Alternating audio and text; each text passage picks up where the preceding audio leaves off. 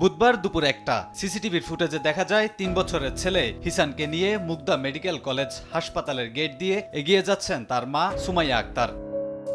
কিছু দূর সামনে এগিয়ে যাওয়ার পর হিসানের মা ছেলেকে অটোরিকশায় রেখে পাশের দোকানে পানি কিনতে যান। এসে দেখেন অপেক্ষমান রাখা রিকশাটি সেখানে নেই।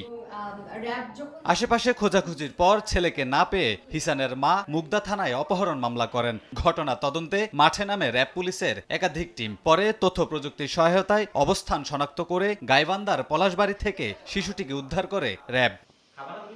র্যাব বলছে অপহরণের সঙ্গে 4 জনের সম্পৃক্ততা পাওয়া গেছে, যাদের সবাইকেই গ্রেফতার করা হয়েছে। গ্রেফতারকৃত আসামিকে জিজ্ঞাসাবাদে জানা যায় যে তিনি তার নিকট আত্মীয় আজাদ নামে এক ব্যক্তির কাছে ভিকটিমকে দিয়ে গোবিন্দগঞ্জ তার নিজ বাড়িতে নিয়ে যাওয়ার জন্য হস্তান্তর করে দেন।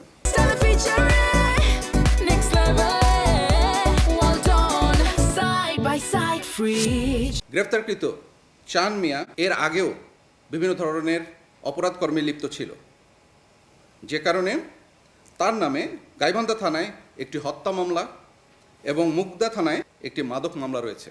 এছাড়া ব্রিফিংয়ে গত 1 মাসে সারা দেশে র্যাবের বিভিন্ন ইউনিটের অপারেশনাল কার্যক্রম সম্পর্কে তুলে ধরা হয়। এতে বলা হয়, জুলাই গণঅভ্যুত্থানে থানা থেকে লুট হওয়া পুলিশের 236টি, র্যাবের 93টি অস্ত্র উদ্ধার করা হয়েছে। এছাড়া আসন্ন নির্বাচন সামনে রেখে সব ধরনের প্রস্তুতি রয়েছে বলেও জানানো হয়। আমি এখানেই শেষ করছি। কামরুল হাসান, সময় সংবাদ, ঢাকা।